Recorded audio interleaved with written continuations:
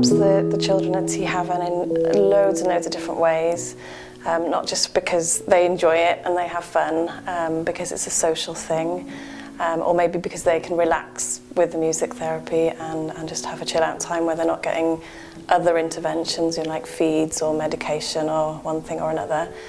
But apart from that, it's a really empowering medium. It just gives them the opportunity to be motivated and creative, maybe to work on physical things like hand-eye coordination or motor skills, fine and gross motor skills. There's lots of possibilities to just express yourself and be crazy with music, bash the drums to get rid of some frustration, or maybe just use a sound beam and use tiny little movements to create something quite impressive. When I first started seeing Peter, he was in hospital and was really quite poorly. And so from his mum and dad's point of view, it was some stimulation while he was in hospital, something a little bit different. But it became quite obvious very quickly that he really responds to sound, and he uses hearing aids, so it's quite a surprising thing in a way. Excuse me. But he conducts the music, his face lights up, he burbles and talks and chatters and sings, and he's also very physical, so even though he's sitting in his chair or in his peapod, he's almost dancing to the music and conducting, and his arms are moving, and he just really, really responded well. So when he came out of hospital, I continued visiting him at home, and then every time he comes into the hospice, obviously he loves his music sessions, and it calms him down, it relaxes him, it gives him a huge amount of enjoyment, and he loves the feeling, the textures of all the instruments, and what he can create when he's let loose in this room with all the instruments.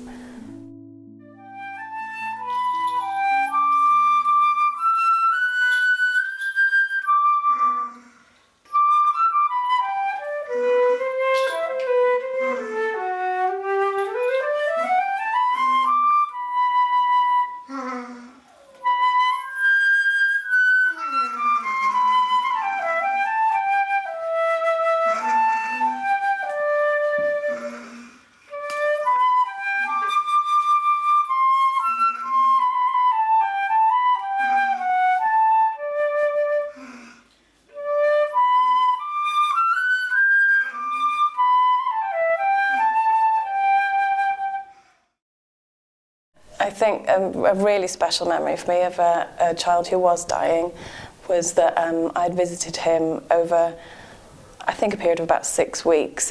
We initially, when we were going out to see him, we didn't know how many weeks we'd be able to visit because he was very, very poorly and not expected to live very long. But I did in the end manage to see him 6 or 7 times, I think it was.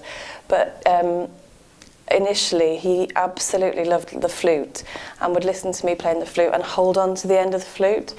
And all this while an ocean drum lay on his belly, which, as he was getting sicker, I felt kind of unsure about giving him this, but he very clearly told me that you give me that drum because that is what I do in my music session, and I will hold on to this flute.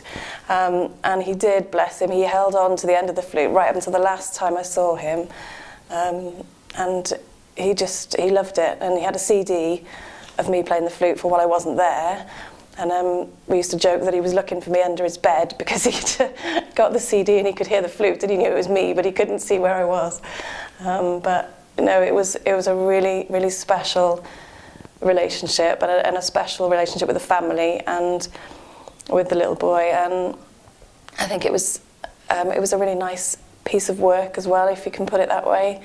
It's something I'm very proud of, and I think he had a good ending to his life, and I think the music was a contributing important factor in that. So yeah, I'm really proud of that.